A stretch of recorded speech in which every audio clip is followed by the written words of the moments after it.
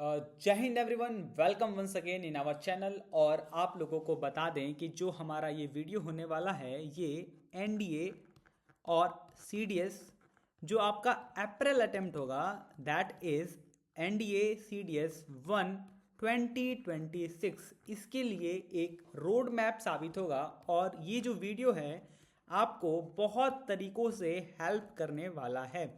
इस वीडियो में ना केवल हम एनडीए और सीडीएस का आया हुआ क्वेश्चन पेपर देखेंगे, बल्कि एक तरीके से ये एक समरी देखेंगे कि आखिर ऐसा हम क्या करें कि एनडीए और सीडीएस जो हमारा अप्रैल का पेपर है वो बहुत बढ़िया तरीके से चला जाए, और जो भी हमारी गलतियां हुई हैं हम उसके ऊपर काम करने का कोशिश करेंगे।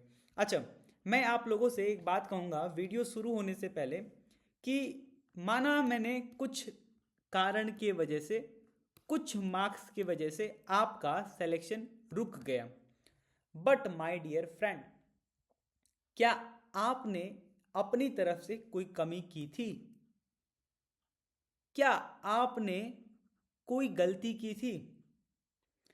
क्या आपने अपनी टीचर्स की बात इफिशिएंटली नहीं माना था? क्या आपने पीवाईक्यूज नहीं लगाया था? क्या आपने समय रहते अपना सिलेबस नहीं ख़त्म किया था? ये जो 3 4 और 5 6 बातें हैं, आप उनके ऊपर देखें और एक बार ज़रूर कोशिश करें कि जो भी चीज़ें चल रही हैं उसको हमें कैसे समझना है, और क्या चीज़ हमसे मिसिंग रह गया जो हम नहीं कर पाए।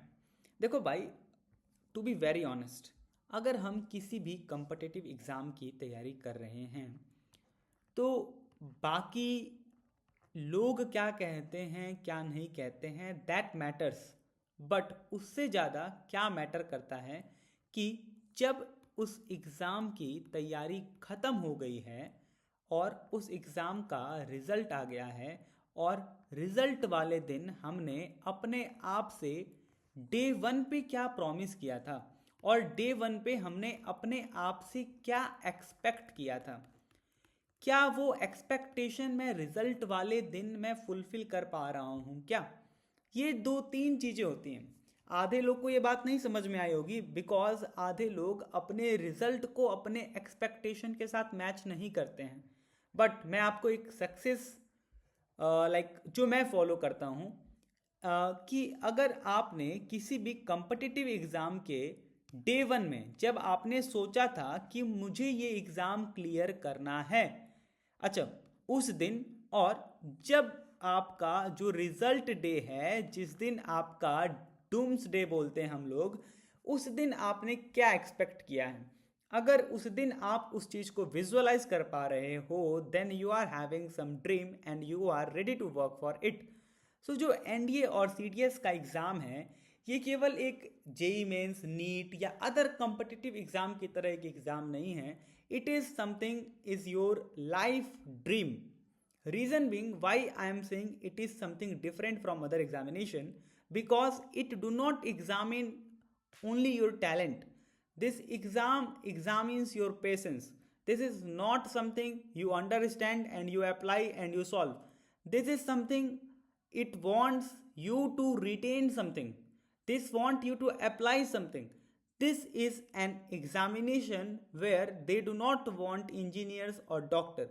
They want someone those are having a well and good understanding of society, and they know how to make and how to use the available resources to make the maximum production. Right here, if you will see what is your NDA and CDS exam pattern. To be very honest, these examinations are very easy, and these examinations are we can say that if you will self study, then a very easily doable examination. But in the age of competition, where you are having less time and bigger aspiration, your aspirations are big and your dreams are big and your achievements you want to be big, and to fulfill all your dream and desire, here we are.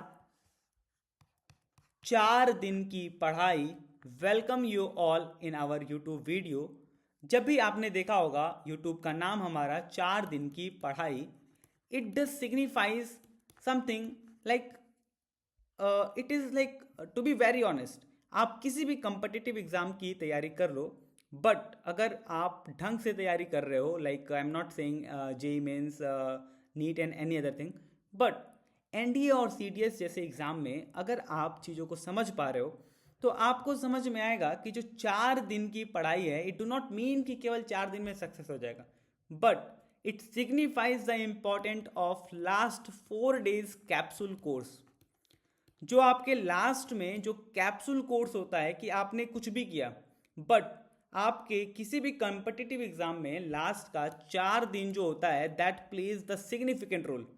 And in our channel 4 दिन की पढ़ाई, we work with the 4D, that is discipline, determination, dedication. My dear friend, whenever I shoot video and whenever I have been with the offline student, I always ask a very good question, like, once you are having the answer for triple W, that is what, when and where, then you are like very close and you are on the right path to your dream and aspiration. Like, you must be very clear with what of your life, and once you are clear with what of your life, then you must be very very clear of when, and what, when, where, and it is all altogether why. When your why is strong na, then you can do anything in your life, and this all comes under the subset that makes you like very strong and very determined. So like, some of students asked me, sir, I know like, these things are important, but will you please let me know like what will help me in doing that? So my simple answer, like what keeps me always motivating was that, like, if you are disciplined, if you are determined, and if you are dedicated, then like you are somewhere like very close to achieve something, and you are on the right path. But do you know, in the world, like you say 3 dimension, 2D, 2 dimension, I always believe 4D. There may be 7 dimension, 6 dimension, but like 4D is, it is something discipline, determination, dedication with direction. My dear friend, you are disciplined, you are dedicated, you are determined, but the direction is required, and in which direction you will have to put your effort, that matters a lot. So आपने एक कबीर जी का दोहा सुना होगा, रसरी आवत जात सिल पर परत निशान, जो that makes the like, if something is repeatedly done and something is done in the right direction, then that makes the real product and real, that gives the real result output of it what was in the input. मेरा ये कहना है कि अगर आप सही समय पे आपने ये डिसाइड कर लिया आपको क्या करना है, कब करना है, कैसे करना है, क्यों करना है, 4 चीज का आपको जवाब पता होना चाहिए, और उसके साथ आपका मदद करेगा ये जो आपके पास 4D का कॉन्सेप्ट है, दैट इज 4D का कॉन्सेप्ट। इन आवर चैनल 4 दिन की पढ़ाई, we will be like make it sure that कोई भी ऐसा बच्चा ना रहे जो डीमोटिवेटेड रहे।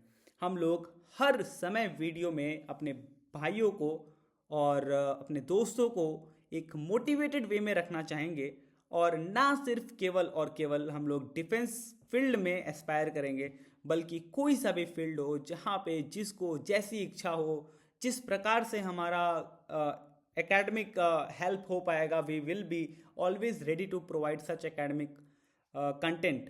We are having good age with our seniors in different NITs and IITs and in different medical colleges. So it is something like that. If we are working into this field, then we will have a good age. Like मैंने आपको बताया ना, what, when, where, why. So we are really very clear with it. So be with our channel. You will be seeing a very good, great result with us. So it is not something we are new. on this field. We are new to our YouTube family and YouTube channel, but we are having good experience and good learning environment and a very good like a prosperous like you can say the academic background, and like the wherever we have got grown up, it was a village and a very good village which taught us so many things. In our village everything was in a very systematic way. So now moving ahead, we'll be seeing today's what to say today's vision. What we are going to do is, तो बहुत सारे offline student जिन्होंने मुझे पहले देखा है और हमारे बारे में पहले से जानते हैं, उनको पता है कि एनडीए और सीडीएस में मैं जीएटी पोर्शन में स्पेसिफिकली साइंस पोर्शन का टेक केयर करता हूँ. So my dear friend, those who are new to our channel, let me be very clear with what portion I will be covering for your NDA and CDS exam. So in NDA and CDS exam, we'll be covering the GAT in NDA and GS in CDS. So in both the examination, this science portion is similar up to like very decent level. Reason being, in NDA, from science, like you all know, like GAT is consist of 150 question, and that is subdivided into 50 for English, 50 for science, and 50 for SST part, right? But I will be focusing on 50 in science part. Later on we'll be discussing entire like paper pattern, but right now we must be discussing this thing. Reason being, okay, we can discuss it here also. Wait. So we may discuss here in a very good way. Like I'll start with NDA. Okay, my dear friends. So in NDA, there are two paper 1 and paper 2. Like in paper 1 and paper 2, what I mean, it is like one is paper 1 and other is paper 2. Both the paper are for 2.5 hour, and in this paper, this is for maths and this is for GAT. This paper is consist of 120 question and marking scheme. It is like 300 marks, and 1/3 marks is negative for the like incorrect answer. And when we come to the GAT portion, this general ability test is consist of two sections, like section A and section B. Section A is again for the English, which consists for 50 questions and 200 marks. What does this mean? This means that the marking pattern, it is like +4 and -1. And similarly for this portion, in section B we are having two again subdivision, that is one is for science and other is for general studies, like that is consist of SST you may call. In this particularly science part, we are further dividing it into like physics, chemistry, biology, right? So, and in this SST part, what happens, it is like in SST part it is geography, history and polity plus current affair. So this is the very basic and very quick division of 150 questions of GAT. Here it is 50 question and 50 question, and 200 marks here, 200 marks here, 200 marks here. Altogether that makes 600 marks for GAT, right? So understanding it in a bit detail for the science portion, I'll come here. Like in NDA GAT portion, we are going to understand science part. In English part, by the time you all are familiar with the paper pattern, so you all know that in that paper they are asking basically 10 to 5 or like I think 8 profile of question, and that makes its own division of number of question, like in which profile they will be giving what number of question. But they are having certain 8 number of fixed profile what they will cover. They are having synonyms, antonyms, idioms and phrases, and then they are having like a double word homonyms, and they are having words their sentence, their meaning, and then word rearrangement, then statement rearrangement, jumble word, and they are having paragraph, and they are having narration changing, active voice, passive voice changing. So this is, and these are the profile where number of questions may depend, like what number of question will be asked in what profile. But in GAT, now we are going to understand science part. So in science part, what happens? It is like uh, they are asking 50 question in three again subdivision. One part is like physics part, other part is chemistry, and another part is biology, right? So this is like for the science part. So in science part, physics it is like 20 to 25 question, and in chemistry it is like 13 to 18 question, and in bio they are asking 10 to 12. My dear friends, this 50 question, it is like something, this is not very hard question. Mark my word, it is my first video on my YouTube video with the explanation in a very detailed way. These 50 questions of science, it is like fixed. It will be never less, but always more. Maybe more, but it will be never less. Out of this 50 question, there are always 38 question, 38 plus questions. That is from NCERT 9 and 10. Any year, any paper, that is my analysis, and it is true, and you'll verify it, you'll find it always valid. Like any paper, कोई सा भी paper उठा के देखो भाई, NCERT का paper होगा, class 9 और क्लास 10 में से 38 सवाल, 38 question as it is from NCERT, and those 12 question which are not there, they are in text or NCERT, any other question, any other out of box, but these 12 are mostly factual question. That is either is in part of current affair or part of any scientific studies, any scientific discovery, any computer device, any like out of box things. But I am saying this is like to be in the safe score. Likewise, if you will see भाई, अभी जो NDA 2025 का paper आया था, guarantee के साथ मैं कह रहा हूँ कि भाई 50 सवाल था, 48 सवाल एज इट इज एनसीईआरटी से था. वन बाय वन करके मैं यहाँ पे शोकेस करके आपको दिखा दूंगा, एक एक सवाल एनसीईआरटी का था. और जैसा मैं आप लोगों को पढ़ाया था ऑफलाइन क्लासेस में, आप लोग चीज़ों को वैलिड कर पा रहे होगे, चीज़ों को वेरीफाई कर पा रहे होगे. सारे क्वेश्चन वही हैं जो हमने नोट्स में कराए थे, और सब क्वेश्चन अल्टीमेटली एनसीईआरटी का है. देयर इज़ नो क्रेडिट कि मेरे नोट्स का है, सारा क्वेश्चन एनसीईआरटी का ही है, राइट. अब आप अगर देख रहे होगे, तो अगर इसको और आप देखोगे और अच्छे तरीके से देखोगे, तो आपको जो ये क्वेश्चंस दिख रहे होंगे, हम इसको और फर्दर समझेंगे जब सिलेबस समझ रहे होंगे. इसी तरीके से हम लोग अगर एसएसटी वाले पोर्शन की बात कर लें, तो जियोग्राफी जो है ना, जैसे फिजिक्स में नंबर ऑफ क्वेश्चन 22 से 25 है, तो यहाँ जियोग्राफी में 22 से 25 होता है. फिर हिस्ट्री में हमारे पास 13 से 18, और फिर पॉलिटी प्लस करेंट अफेयर से हमारे पास 10 से 12 सवाल होता है. जैसे हमारा साइंस में फिजिक्स होता है, सिमिलरली यहाँ पे जियोग्राफी और हिस्ट्री हमारा केमिस्ट्री से रिप्लेस होता है. ये सारी बेसिक चीज़ें हैं. अब हम एनडीए का सिलेबस समझेंगे. याद रखना, अभी मैं आपको दिखाता हूँ. जब हम लोग एनडीए का सिलेबस पढ़ेंगे, तो यहाँ पे आपको दिख रहा होगा कि पहले वो लोग ये 2025 का सिलेबस है एनडीए 1 का.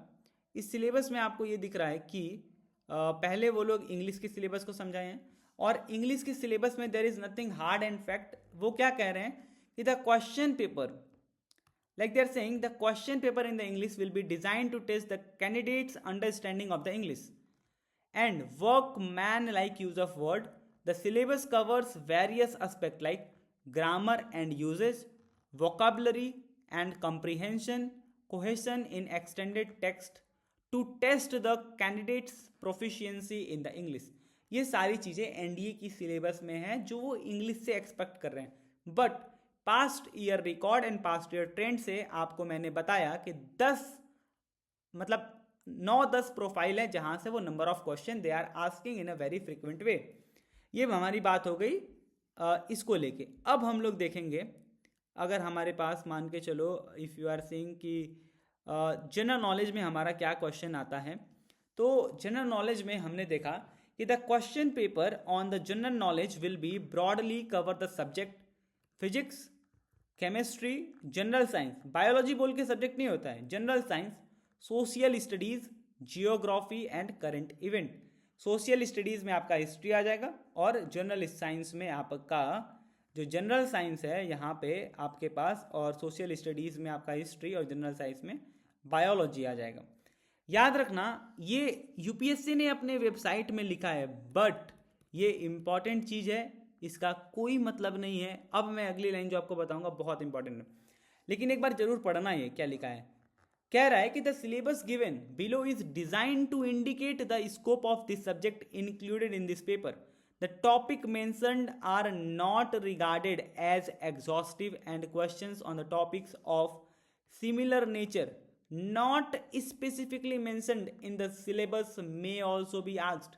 ये लाइन इंपॉर्टेंट है, बट इसका कोई मतलब नहीं है, क्योंकि ये कहना चाह रहा है कि इससे बाहर भी सवाल पूछा जा सकता है। यह कोई हमारा एकदम तथाकथित फैक्ट नहीं है कि यहीं से सवाल आएगा।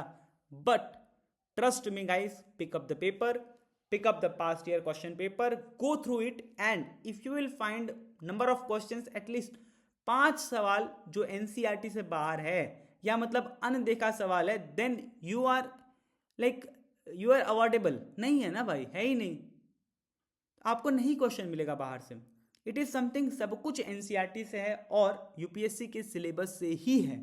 जैसे कि आपको मैं बता दूं कि अब अगर मैं फिजिक्स की बात करूं, अच्छा मेरी बात याद रखना, अभी मैंने आपको कॉपी कलम निकालने के लिए नहीं बोला था, but this is the time जब आप कॉपी कलम निकाल के बैठ जाइए। मैं आपको गारंटी दे रहा हूँ कि ये वीडियो जब ख़त्म हो रहा होगा, मतलब 50 में से ना भाई 25 सवाल का जो थ्योरी है ना, एज इट इज़ इसकी सिलेबस से आता है। NCERT की लाइन से आए बात दूर है, बट इसके सिलेबस से आता है। मतलब जो ये UPSC का सिलेबस आप अपनी स्क्रीन पे देख रहे हो ना, इसको हल्के में लेते होगे आप। मैं आज इसको डिटेल में नहीं पढ़ाऊंगा, बट आपको एक बार जरूर दिखाऊंगा क्या क्या इंपॉर्टेंट टॉपिक है। मैं इसके ऊपर एक सेपरेट वीडियो बनाऊंगा और आप कमेंट सेक्शन में लिखना सर आप इसके ऊपर एक सेपरेट वीडियो बनाइए जो हमारा केवल और केवल डिफरेंट सब्जेक्ट की सिलेबस के ऊपर होगा। जैसे मैं जब फिजिक्स बोल रहा हूँ तो केवल और केवल फिजिक्स में जितने इंपॉर्टेंट कीवर्ड लिखे हैं हम वो समझेंगे, फिर chemistry and then other things in the similar ground. जैसे मैं आपको एक डेमो के लिए केवल और केवल ये इतना पोर्शन समझाऊंगा, और बाकी बचा हुआ जो सेक्शन है जो हमारा ये आप देख रहे हैं, ये सारी चीज़ें हैं, मैं आपको अगले वीडियो में बताऊंगा जब आपका कमेंट अच्छा आएगा। आप कमेंट सेक्शन में रिस्पॉन्ड करोगे कि sir we want the same kind of explanation in this particular syllabus, and जब हम फिजिक्स का कवर कर लेंगे similarly we are having something for the chemistry. ये जो NDA का सिलेबस है ना भाई, आप उसको ढंग से करो, मैं देखता हूँ आपका सिलेबस और आपका सिलेक्शन कौन रोकता है। सो पहली वीडियो जो है हमारी बनने वाली है, अभी तक हमने आपको सिखाया पेपर पैटर्न के बारे में, और अब हम दिखाने जा रहे हैं कि अंडरस्टैंडिंग UPSC सिलेबस। मैंने अगेन एक बार बोलता हूँ, मैं आपको एक ही वीडियो में मैं आपको सब नहीं बताऊँगा, बट मार्क माई वर्ड कि जिस तरह से मैं बता रहा हूँ इसी तरीके से हम लोग पूरे सिलेबस को समझेंगे, and by the time you will do your syllabus you will be getting very much benefited. My dear friend, जब मैं बोल रहा हूँ physical properties and states of matter, so आपको पता है कि फिजिकल प्रॉपर्टीज ये अपने आप में एक इंपॉर्टेंट शब्द है। बहुत सारे इससे क्वेश्चन आते हैं कि वाटर का स्ट्रक्चर कैसा है, water is maximum dense at. अच्छा ये सवाल मैं आपको क्वेश्चन नंबर 1 डालता हूं, और कमेंट सेक्शन में मैं क्वेश्चन नंबर 1 का आंसर जानना चाहूँगा आप लोगों से। क्वेश्चन नंबर 1 मैं यहाँ पे लिख देता हूँ, वाटर के नाम से मुझे याद रहेगा, और आप लोग का सवाल ये है कि water is having maximum density at dash degree Celsius. अब आपके पास ऑप्शन है, option A, option B, option C, option D. अब 4, 6, 8, 10 please do write in the comment section. अभी मैं इसको क्वेश्चन को हटाता हूँ और अभी हम लोग सिलेबस समझेंगे। So pause the screen and do give the correct answer in the comment section. अच्छा, अब देखो ध्यान से कि जो हमारे पास ये क्वेश्चन है, ये क्वेश्चन कहता है, मतलब फिजिकल प्रॉपर्टीज़ को हम लोग समझेंगे। उसके बाद ये देखो कि जो अगला टॉपिक है हमारा वो क्या है, स्टेट्स ऑफ मैटर। अच्छा, अगर क्लास 9 एनसीईआरटी आपको याद हो, आपके वो सुनहरे दिन जब आप क्लास 9 में थे, तो पहला चैप्टर क्या था भाई, स्टेट्स ऑफ मैटर। अच्छा, सबसे पहले ये बात पढ़ने से पहले मैं आपको याद दिला दूं, मैटर का डिफिनेशन होता था एनीथिंग विच ऑक्यूपाई, लाइक आपने अंग्रेजी में ऐसे याद किया था, anything which has mass and occupy space is called matter. फिर लाइक इसका एग्जांपल होता था, चेयर हो गया, ग्लास हो गया, फिर ये सारी चीज़ें क्या है, मैटर है। बट लव मैटर नहीं है, इमोशन मैटर नहीं है, हंगरनेस मोशन नहीं है, hunger is not a motion, so it is not a matter. So ये सारी चीज़ें जो हमारी फीलिंग्स हैं, feelings are not the matter. अच्छा, अब जो मैटर है ना, उनका स्टेट्स किन के ऊपर डिपेंड करता है। जो स्टेट्स ऑफ मैटर है, जो स्टेट ऑफ मैटर है कि हमने पढ़ा है कि state of matter is function of thermal energy and what that state. ये आप अगर लिख लिए हो तो मैं मिटा रहा हूँ, वीडियो पॉज करके आपको जो लिखना है 10 सेकेंड 5 सेकेंड पीछे आगे जाके आप लिख लो। जो हमारी ये चीज़ें होती हैं ना, कि जो हमारा स्टेट ऑफ मैटर है that is function of thermal energy और force of attraction between the particle. जो स्टेट्स ऑफ मैटर है, जैसा आपने सुना है कि स्टेट्स ऑफ मैटर हमारे पास सॉलिड होता है, लिक्विड होता है और gases, solid, liquid, gases, plasma, BEC. तो एक यहीं पे एक नया सवाल आता है, इंडिपेंडेंट क्वेश्चन है इंडिया का, like BEC, Bose Einstein condensate, this is the most recent discovered form of matter. ये अपने आप में एनडीए का एक क्वेश्चन है, दैट बोस आइंस्टाइन कंडेंसेट। एक ये भी सवाल है कि ये जो दो साइंटिस्ट का नाम है, that Bose, which Bose, so that is Satyendra Nath Bose. This is not Subhash Chandra Bose, this is Satyendra Nath Bose, an Indian scientist who discovered the most recent form of state of matter, that is Bose-Einstein condensate. And to read about all these things, you will have to go in class 9 NCERT. There is a box, yellow box, which comprise of plasma and BEC detail. What is plasma? It is something in between BEC, glass, plasma, like that burning flame. So it is like important thing which we'll be discussing in the detail, but here we will be discussing what are the things which we have to discuss. Like when we say matter, so matter classification is done on like physical classification and chemical classification. This I will make you understand here. Like once we are saying we are having matter, so matter is classified on the basis of like it is physical classification and chemical classification. We define or we classify matter physically like solid, liquid, gases, plasma and Bose-Einstein condensate. We define matter chemically as pure substance and mixture, right? Pure substance and mixture.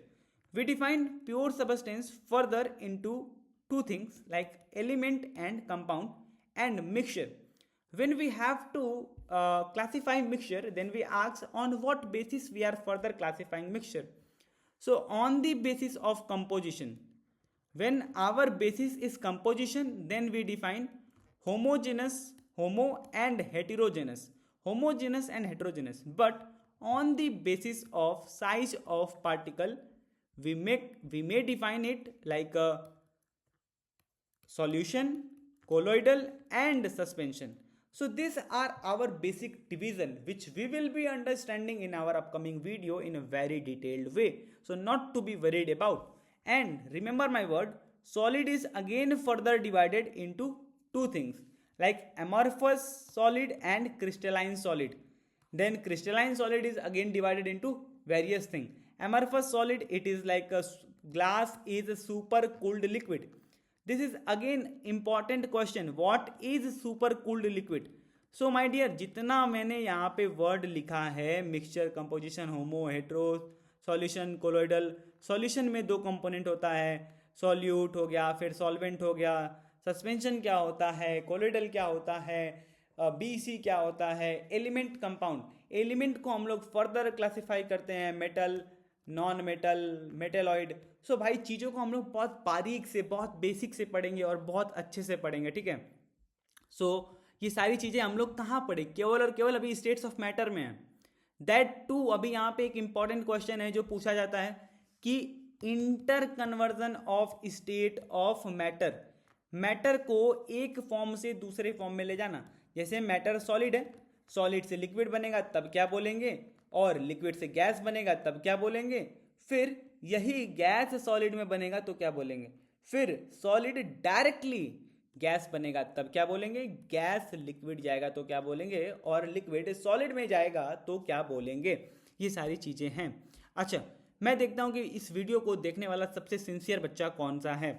मैं आपको एक exercise दूंगा, हालांकि मैं आपको, सबको पता है, सबको आता है, but to see your sincerity and how effortless और effortful you are preparing for your examination, please solve this question. You are having a solid as a state of function, and then solid is converted into liquid, and liquid is again converted into gases, right? Then gases is converted into solid. This process is A, this process is B, this process is C. So after this there is a process when solid is converted into gases, that is D, and when gases is converted into liquid, that is E, and when liquid is converted into solid, that is F. So my dear friend, the question on your screen is that you will have to write A, what is B, what is C, and then what is D, what is E, and what is F in the comment section. अब देखना ध्यान से, मैं दो आपको बता देता हूँ, और सबसे इम्पॉर्टेंट, जितने लोग डी और सी सही कर रहे हैं वो अपने आप में इम्पॉर्टेंट क्वेश्चन है, ठीक है। अब यहीं पे ना हमारे पहले चैप्टर में क्लास 9 एनसीईआरटी में एक इम्पॉर्टेंट फैक्टर आता था, evaporation, evaporation, factors affecting evaporation, humidity आता था एक टॉपिक, फिर यहीं पे बॉइलिंग पॉइंट आता था, फिर बॉइलिंग पॉइंट आया, फिर एक लैटेंट हीट आता था, फिर लैटेंट हीट आया तो लैटेंट हीट ऑफ फ्यूजन और लैटेंट हीट ऑफ वेपराइजेशन। तो ये सारी चीज़ें हैं भाई, हमें केवल एक टॉपिक से चीज़ों को लिंक करना है, और आप ट्रस्ट नहीं करोगे, जितने मैंने यहाँ पे टॉपिक लिखा है केवल और केवल एक टॉपिक के सब डिवीज़न हैं, और कभी ये इंडिपेंडेंट क्वेश्चन है तो कभी ये है तो कभी ये है। इसी तरीके से एक टॉपिक को किस तरह से पढ़ना है, कितना डिटेल में पढ़ना है, क्या पढ़ना है, ये सारी चीज़ें हम देखेंगे आने वाली वीडियोस में। अच्छा, अब मैं आपको आगे बताता हूँ कि जो हमारा अगला टॉपिक है, अभी हम कहाँ थे, स्टेट्स ऑफ मैटर में, ठीक है। जब हमने ये चीज़ें देखा और हम यहाँ पे देख रहे हैं कि वो लोग हमसे बोले कि पहले तुम स्टेट्स ऑफ, पहले फिजिकल प्रॉपर्टीज ऑफ मैटर जानो, उसके बाद तुम स्टेट्स ऑफ मैटर को पढ़ो। अच्छा, जब तुम मैटर पढ़ लिए तो तुम जब मैटर पढ़ रहे थे तब तुमने क्या बोला कि anything which has mass and occupy space, तो ये लाना मैटर। मैटर को हमने डिफाइन किया था, जिसके पास मास है और स्पेस ऑक्यूपाई करता है। अब देखो ध्यान से, मास क्या होता है भाई, मास बॉडी की इनहेरेंट प्रॉपर्टी होती है, this is the property of matter, this mass is the property of matter, and this space it is talking about the volume occupied with it, like how much volume it is occupying, that is the space. So first UPSC wants the sequential learning, we call it, UPSC wants you to learn in a sequence. First it made you understand what is the physical properties, and then it makes you understand what is states of matter. Then you must be know what is mass. Mass is also known as inertia, or it is inert property of body, it is property of body, and it is content intent of body. Then you know what is weight, like आप देख रहा होगा आपको screen पे कि जो हमारा अगला टॉपिक है दैट इज व्हाट, मास के बाद क्या है, मास के बाद वेट है। बेसिकली हमने देखा वेट क्या होता है, या तो ठीक है मैं एक बार वेट और बताता हूं आपको। वेट क्या है, बेसिकली व्हाट इज वेट, मतलब देखो जो हमारा वेट होता है that is the gravitational pull of object towards that planet. अभी हम अर्थ पे हैं तो हम लोग अर्थ पे जो हमारा ऑब्जेक्ट है अर्थ के ग्रेविटेशनल पुल मास का जो जी से मल्टीप्लाई करते हैं। अच्छा ठीक है मैं मान लो उतना नहीं समझाता हूँ, वेट को यही बोलता हूँ, it is M G. Weight is what, it is gravitational force और pull by which that planet is attracting that object. ठीक है, आप कितना वेट महसूस कर रहे हो that is basically we defined as product of your mass multiplied by G of that planet. यही वेट मैं जब मून पे जाऊंगा कुछ और होगा, और यही वेट जब मैं अर्थ पे हूं तो कुछ और होगा। ये चीज हम लोग ग्रेविटेशन में सीखेंगे कि जी की वैल्यू डिफरेंट डिफरेंट प्लैनेट पे जाने पे बदलती है। बट याद रखना ये जो टॉपिक है यहाँ पे मास और वेट, आपको पता है कि इसके ऊपर सवाल आता है। Mass is what, it is fix for all planet, हर जगह पे फिक्स होता है, it is property of body. But weight it is something which is dependent on the value of acceleration due to gravity, because M G है। और जब हम gravitation पढ़ेंगे तो हमें पता चलेगा कि जो जी है ना, जी की वैल्यू हाइट से, डेप्थ से और theta that is orientation of planet पे डिपेंड करती है। तो ये सारी बेसिक चीजें हैं, हम लोग और डिटेल में देखेंगे जब आगे बढ़ेंगे। अच्छा अब वॉल्यूम क्या होता है, volume is the space occupied by that object. अच्छा अब देखना ध्यान से, मैं तुम्हें यहाँ पे हमारे पास स्पेस नहीं है बट मार्क करना कि हमारा जो अगला टॉपिक है हम लोग वो कवर करने जा रहे हैं that is like it is density and specific gravity.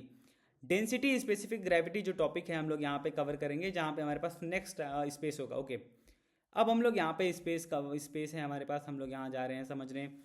Topic है हमारा that is what, density. My dear friend we are going to understand the topic density. So density it is nothing. अच्छा UPSC पहले आपको state of matter बताया, फिर matter बताया, मास बताया, wait बताया, वॉल्यूम बताया। तो देखो जो डेंसिटी है ना भाई ये कुछ नहीं है, हमने बोला कि दो क्वांटिटी का रेशियो डेंसिटी है। अब वो दो क्वांटिटी कौन सी है, हमने बोला कि मास और वॉल्यूम का जो रेशियो है दैट इज व्हाट, डेंसिटी। अच्छा तुम ये बताओ भाई स्पीड क्या है, हमने डिफाइन किया ना भाई कि किसी दो फिजिकल क्वांटिटी, और वो हमने डिसाइड किया कि वो फिजिकल क्वांटिटी क्या है। जैसे हम जब पढ़ते हैं बाद में speed, it is what, distance और टाइम का रेशियो, है ना भाई। कि हमने डिफाइन न किया भाई, ये स्पीड कहीं से पैदा होके नहीं आया, हमने बोला कि किन दो क्वांटिटी का रेशियो हम स्पीड बोलेंगे वो हमने डिसाइड किया। सिमिलरली जो डेंसिटी होता है वो मास और वॉल्यूम का रेशियो है, इट इज़ नथिंग। सो हम अब इसको अंग्रेजी में लिखते हैं density is mass per unit volume. अच्छा जब हम डेंसिटी की बात कर रहे हैं, कोई भी फिजिकल क्वांटिटी की बात कर रहे हैं, तो हम लोग उसके एसआई यूनिट की बात करेंगे, सीजीएस यूनिट की बात करेंगे। जब हम लोग यूनिट एंड डायमेंशन पढ़ रहे होंगे तो हम लोग फिजिकल क्वांटिटी का SI unit conversion, SI unit से सीजीएस यूनिट जाएंगे, फिर सीजीएस यूनिट से एसआई यूनिट आएंगे, फिर डिफरेंट सिस्टम ऑफ मेजर्स देखेंगे, हम लोग यूनिट निकालना सीखेंगे, डायमेंशन निकालना सीखेंगे। जैसे मान लो यूपीएससी में पूछा जाता है ग्रेविटेशनल का dimension, latent heat of fusion का, लैटेंट हीट ऑफ वेपराइजेशन का, ये सारी चीज़ें हैं जो डायमेंशन के फॉर्म में क्वेश्चन पूछी जाती हैं। सो मैं आप लोग को एक बात कहूँगा कि जो फिजिकल क्वांटिटीज़ होते हैं ना, फिजिकल क्वांटिटीज़ में चाहे वो मास हो, वॉल्यूम हो, मतलब जैसे एसआई यूनिट, सीजीएस यूनिट हमें देखना होता है। तो अब अच्छा ठीक है, डेंसिटी हमने देखा, मास पर यूनिट वॉल्यूम है, ठीक है। अब एक चीज़ इंपॉर्टेंट है वो है एवरेज मास डेंसिटी। जब हमारा ग्रेविटेशन वाला चैप्टर आता है, लोगों को बेसिक चीज़ें नहीं क्लियर होती हैं तो वो लोग सोचते हैं कि ये क्या है average mass density. My dear friend, average mass density मुझे याद है जब मैं ऑफलाइन बच्चों को पढ़ाया था तो वो लोग सोचते थे कि जब वहाँ पे रेशियो दिया हुआ था एवरेज मास डेंसिटी का तो उनको लगा ना कि वो m1:m2 है। नहीं नहीं नहीं नहीं, ये गलत है, m1:m2 नहीं था, दैट वॉज डेंसिटी 1:डेंसिटी 2। अच्छा अब देखो कि हमारे पास एवरेज मास डेंसिटी क्या होता है, it is summation mass upon में समीशन वॉल्यूम। अब इम्पॉर्टेंट है, यहाँ पे आप देखे रहेंगे तो आपका कल सवाल आएगा तो आपको ये चीज़ें याद रहेंगी। एवरेज मास डेंसिटी क्या होता है, समीशन मास अपॉन में समीशन वॉल्यूम। अच्छा, एक और चीज़ था हमारे पास सिमिलरली, स्पेसिफिक ग्रेविटी क्या होता है। अच्छा, स्पेसिफिक ग्रेविटी और रिलेटिव डेंसिटी, स्पेसिफिक ग्रेविटी हो या रिलेटिव डेंसिटी हो। अच्छा, जब रिलेटिव करते हैं मतलब विथ रिस्पेक्ट टू, ये रिलेटिव पहली बार नहीं आ रहा है, याद रखना ये बार बार आता रहेगा, तो इसको लाइटली नहीं लेना है। Relative does mean with respect to. Normally specific gravity और रिलेटिव डेंसिटी जैसे ही आया तो हम दो ऑब्जेक्ट की डेंसिटी की बात कर रहे हैं। ये स्पेसिफिक ग्रेविटी है, स्पेसिफिक डेंसिटी है, और ये हमारा रिफ्रैक्टिव इंडेक्स में भी आएगा। जहाँ पे भी दो किसी फिजिकल क्वांटिटी का रेशियो निकाल रहे हैं, जैसे मैं बताता हूँ आपको किस एग्जांपल में ये आता है। जैसे रिलेटिव डेंसिटी है, so it is density of object with respect to density of certain standard object. In our case we take density of water and that too at 4 degree Celsius. अब मैं ये बात यहाँ बता रहा हूँ सो दैट जब आपका पहला वाला क्वेश्चन था कि वाटर कहाँ मैक्सिमम डेंसिटी डेंस होता है, हमने 4 ऑप्शन दिया था, A B C and D.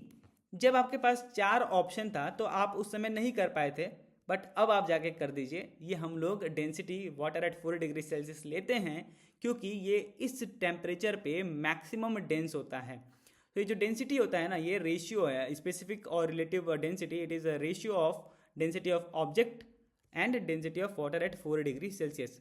Okay, so अब हमारे पास जो अगला टॉपिक है that is the topic which is very important, that is the principle of Archimedes and pressure barometer. अच्छा, ये दो टॉपिक बताने के बाद मैं आपका वीडियो आज वाइंड अप करूंगा यहीं के लिए। अच्छा, जो अगला टॉपिक है हमारा वो है प्रिंसिपल ऑफ आर्किमिडीज। तो ARCHD आर्किमिडीज खत्म है ना भाई। मैं तो प्रिंसिपल भी नहीं लिखता भाई, मैं तो PPL लिखूंगा भाई। तुम्हें भी पता है सैनिक स्कूल, मिलिट्री स्कूल या किसी भी स्कूल में जहाँ पे तुम जैसे मेरे गांव में ना भाई PPL लिखते थे। जब हमारा गांव था, हमारे गांव में लोग प्रिंसिपल को PPL लिखते हैं, ठीक है। तो होता क्या है कि PPL ऑफ आर्किमिडीज समझेंगे, ठीक है। अच्छा, याद रखना मेरी बात को, अब एक इंपॉर्टेंट कॉन्सेप्ट शुरू होने जा रहा है, ठीक है। तो मेरी एक पंच लाइन याद रखना कि हम लोग कैसे चीज़ों को डील करने जा रहे हैं and what makes us different from ongoing things on the YouTube platform. So we are not going to teach something different. Content and sequence and intent is same, but the sequel, the series and the way we are doing that is different. That is what I believe, that you will have to give the feedback in the comment section. Is it something unique coming on the YouTube or not? So in the principle of Archimedes, we first understand like what is to be understand, like what is to be understand, why। जैसे हम बताते हैं कि हमारा M क्या होना चाहिए, कोई टॉपिक है, ठीक है, मान के चलो हमारे केस में प्रिंसिपल ऑफ आर्किमिडीज ही है, ठीक है। हमें इसको ना 4 एस्पेक्ट में तोड़ना है। 4 एस्पेक्ट कैसा, ये ऐसा होना चाहिए कि पहले हम लोग इसका थ्योरी पढ़ेंगे। थ्योरी डज मीन दैट इसका स्टेटमेंट, ओरिजिनल स्टेटमेंट, फिर इसी स्टेटमेंट पे जो इसका एप्लीकेशन है, लाइक एप्लीकेशन का जैसे आर्किमिडीज प्रिंसिपल है तो यहाँ पे फ्लोट और सिंक का है, फिर उसकी कंडीशन पढ़ेंगे, फिर हम लोग कुछ सॉलिड एग्जाम्पल पढ़ेंगे, और फिर अगर कुछ अलग टॉपिक बच जाता है या उसके ऊपर कोई न्यूमेरिकल बच जाता है या उसके ऊपर कुछ फैक्चुअल डेटा है हमारे पास, तो किसी भी टॉपिक को हम लोग 4 तरीके से कवर करेंगे। जैसे मैं बात करूं प्रिंसिपल ऑफ आर्किमिडीज की, तो पहला नज़रिया है हमारा उसका टॉपिक, दैट इज उसका थ्योरी एंड उसकी understanding. What does it's statement says, principal of Archimedes says that the wait of liquid displaced. अच्छा, तुम्हें अगर एक बात ध्यान से देख रहे होगे, द अपथ्रस्ट, जो यहाँ पे एक ऑब्जेक्ट है, एक ऑब्जेक्ट है जो पानी में डाला जा रहा है, तो वो कहता है कि द अपथ्रस्ट फोर्स और द बायंट फोर्स, जो ऊपर लगने वाला फोर्स है अपथ्रस्ट फोर्स, इसी को हम लोग क्या बोलते हैं, अपथ्रस्ट फोर्स और बायंट फोर्स। जब मग है, एक बाल्टी है, मग उसमें हम लोग पानी में नीचे लगा रहे हैं फोर्स, सो जो पानी ऊपर फोर्स लगा रहा है that is the upward force, buoyant force, upthrust force is equals to weight of liquid displaced. जो लिक्विड डिस्प्लेस हुई है उसको डालने की वजह से that is what we call buoyant force. ठीक है, अब जो बायंट फोर्स है हमने देखा क्या है। ठीक है, अब यहां पे जो एनडीए सवाल पूछता है इस स्टेटमेंट पे तो पूछा हुआ है उसने कि according to Archimedes principle option A B C D ऐसा सवाल आता है, बट इस टॉपिक का एप्लीकेशन जो है वो है फ्लोट और सिंक के कॉन्सेप्ट के ऊपर कि ऑब्जेक्ट कब फ्लोट करेगा और ऑब्जेक्ट कब सिंक करेगा। केवल इतना ही नहीं, अब यहां पे हमारे पास फ्लोट और सिंक किस बेसिस पे करेगा, डेंसिटी का बेसिस होगा या बायंट फोर्स का बेस होगा। दो केस आता है। एक बार आपका ऑब्जेक्ट का जैसे मान लो आपके पास कोई लिक्विड है, उसने बोला कि लिक्विड की डेंसिटी 1.5 है और आपके पास जो ऑब्जेक्ट है जिसका मास 1 kg है और उसका वॉल्यूम 1 मीटर क्यूब है।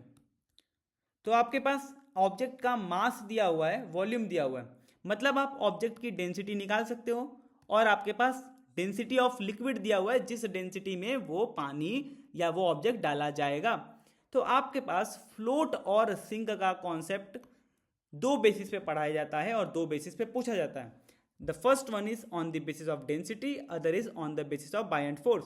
तो जब ऑब्जेक्ट की density of object is greater than density of liquid in which it is poured, right, तब क्या होगा हमारे पास, यहां पे आप कमेंट लिखेंगे, यहां पे कमेंट लिखेंगे जब density of object is less than density of liquid.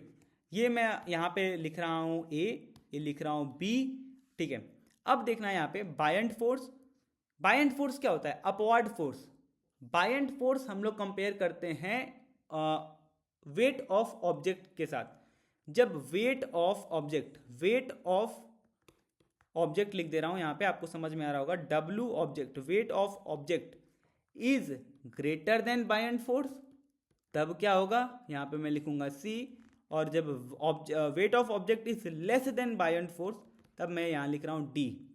अब आप अपने समझदारी के हिसाब से आंसर देंगे कि ए बी सी में, like A B C D, यहाँ पे आप देख रहे हैं ये जो हमारे पास ऑप्शन है D, A B C D क्या है, ए फ्लोट या सिंक, बी फ्लोट या सिंक, डी फ्लोट या सिंक। ये ऑप्शन मैं आपका कमेंट सेक्शन में चाहूंगा। ये हो गया हमारा रियल लाइफ एप्लीकेशन। ठीक है, अच्छा ये सवाल आसान है, ये मत सोचना कि ये हार्ड है, बट मैं आपसे रिस्पॉन्स चाहता हूँ कमेंट सेक्शन में। फिर हम लोग देखते हैं कि रियल लाइफ एग्जाम्पल क्या है हमारे पास। तो जैसे कि अगर रियल लाइफ आपको एग्जाम्पल देखना है तो आपको मैं बता दूं कि जो रियल लाइफ एग्जाम्पल आप देखोगे तो यहाँ पे मान के चलो आपके पास कोई ऑब्जेक्ट है जो हमारे पास क्या पूछा गया है मैं वही बता रहा हूँ आपको। हाइड्रोमीटर क्या है, हाइड्रोमीटर किस चीज़ के ऊपर है। फिर लैक्टोमीटर क्या है। फिर हॉट एयर बैलून किसके ऊपर काम करता है। ये रियल लाइफ एग्जाम्पल है जो हमारे किसी किस पे काम करता है। तो ये सब आर्किमिडीज प्रिंसिपल पे काम करता है। ठीक है, अब जैसे उसके पास हमारे पास एक टॉपिक था, जब हम लोग ये ख़त्म किए तो हमारे पास एक टॉपिक था प्रेशर बैरोमीटर। ठीक है, प्रेशर बैरोमीटर। अच्छा, प्रेशर बैरोमीटर क्या होता है। Pressure barometer it is a device which is use to measure, pressure barometer is a device which is use to measure atmospheric pressure, atmospheric pressure. अच्छा याद रखना, जो हमारे पास प्रेशर बैरोमीटर होता है वो एटमॉस्फेरिक प्रेशर को मेजर करने में काम आता है। अच्छा एक चीज़ बहुत ध्यान से सुनना हमारी बात को, कि ये जो प्रेशर मेजर करने के लिए डिवाइस यूज होता है हमने उसको बोला atmospheric pressure, that is pressure barometer.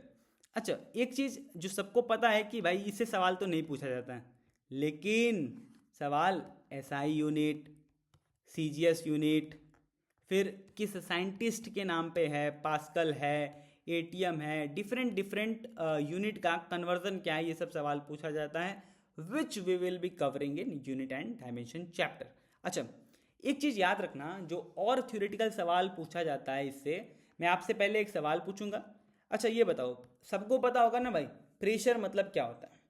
Most of you will answer pressure is equals to force upon में एरिया। और यहाँ पे जब मैं पूछूं कि भाई तुम तो ये भी बोलते थे pressure is equals to what, rho ji h. अच्छा ये बताओ भाई रो जी एच कहाँ से आया?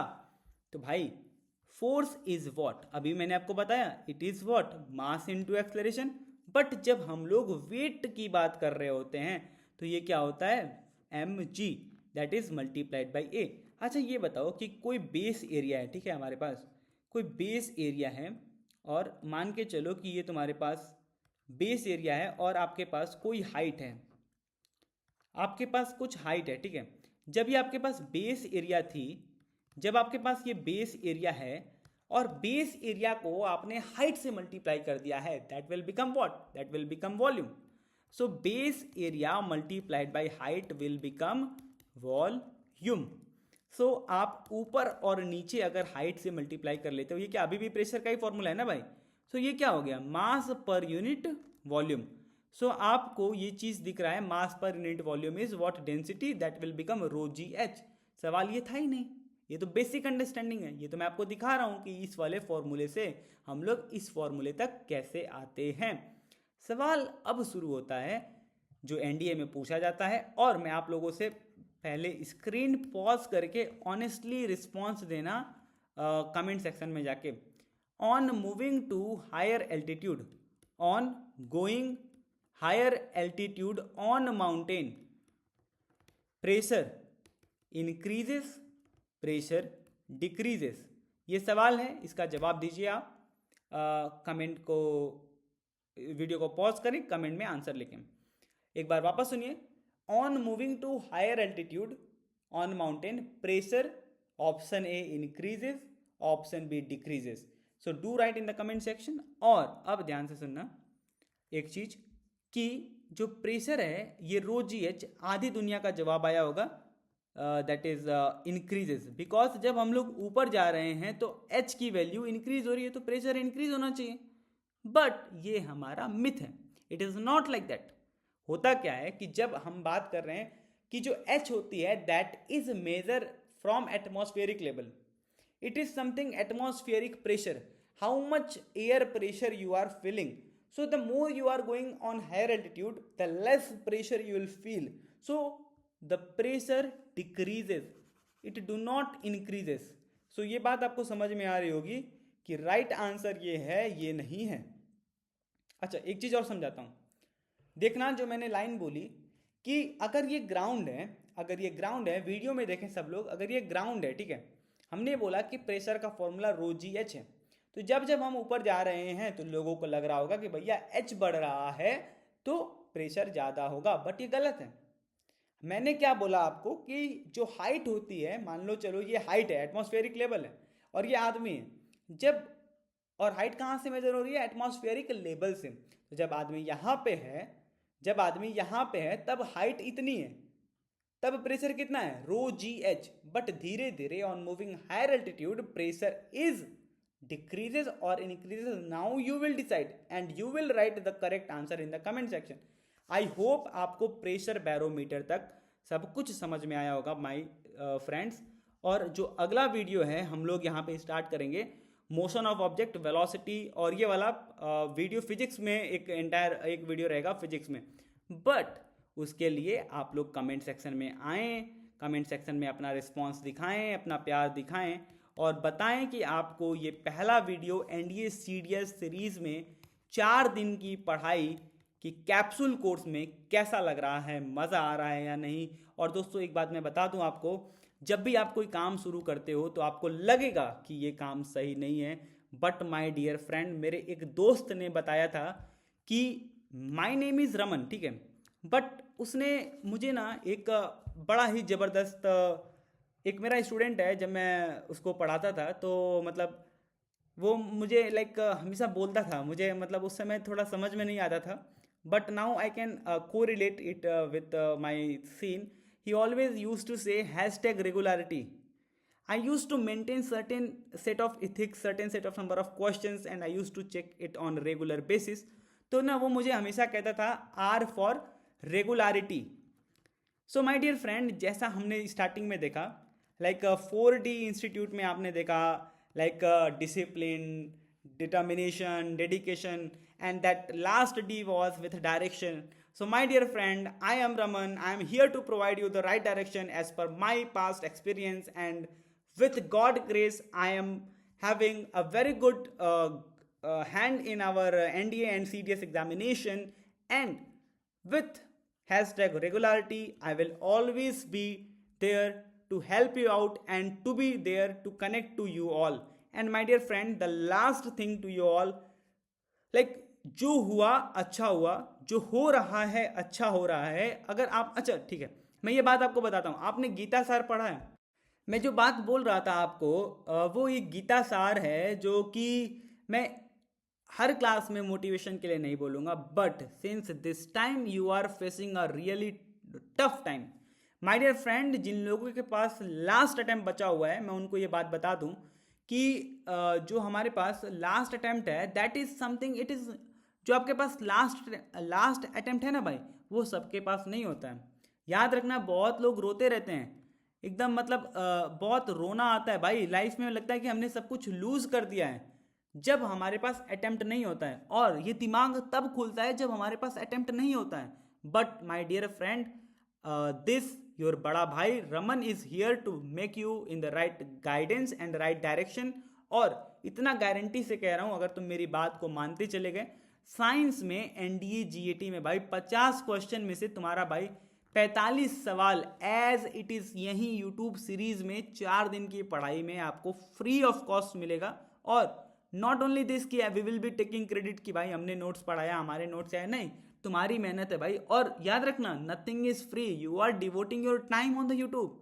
अगर कोई तुम्हें बोल रहा है कि मैं फ्री में पढ़ा रहा हूँ, नहीं, तुम्हारे टाइम का, तुम्हारे इंटरनेट का, तुम्हारे वीडियो स्क्रीन का, तुमने कहीं ना कहीं अल्टीमेट सोर्स से वो पेमेंट आ रहा है. It is not like that we are teaching for the free, it is something we are sacrifice in a very less price, so that do not matter anything. my dear friend, अगर आपको last attempt मिल रहा है तो बस भारत माता का नाम लेके और अपने दिल में जो आपने सितारों का जुनून है उसको लेके आगे बढ़ो, और जरूर करो यार, मज़ा आ जाएगा. तुम्हारे माँ बाप को, तुम्हारे सोसाइटी में तुम्हारा नाम हो जाएगा, और तुमने जिसको जिसको प्रॉमिस किया है ना सितारों के लिए, भाई उसको कब तक निराश करोगे यार. It is time that you must make them bloody feel proud that you will do it and you will have to do it. So at last I will remind you all the Gita सार, जो हुआ वो अच्छा हुआ, जो हो रहा है वो अच्छा हो रहा है, जो होगा वो भी अच्छा होगा.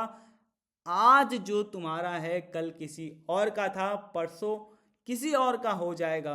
तुम व्यर्थ की चिंता क्यों करते हो, परिवर्तन संसार का नियम है. अच्छा, जो गीता सार है ना, एक बार आप उसको पढ़ोगे ना तो आपको थोड़ा सही लगेगा वो एक पॉइंट ऑफ टाइम तक. अच्छा, सारी चीज़ों को हम लोग दरकिनार करते हैं, एक लास्ट लाइन में बोलूँगा, the more you sweat in the peace the less you bleed in the war. तो ये जो टाइम है ना भाई, पीस का टाइम है. सो यहाँ पे ना you will have to sweat more, reason being you are not having ample amount of time. But ये पीस का टाइम है, बट एम्पल टाइम नहीं है आपके पास. आपको पूरा रात दिन मेहनत करना पड़ेगा अपने सिलेबस को कंप्लीट करने के लिए, बिकॉज आपके पास बोर्ड एग्जामिनेशन होगा, जेई मेंस होगा, आपके पास एनडीए होगा, हर तरफ से आप घिरे होगे.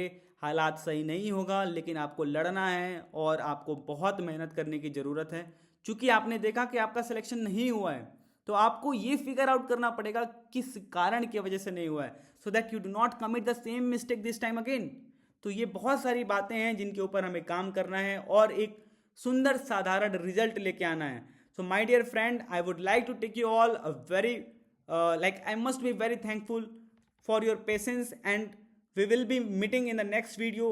Take care guys, a very good afternoon, and Jai Hind everyone. Jai Hind everyone.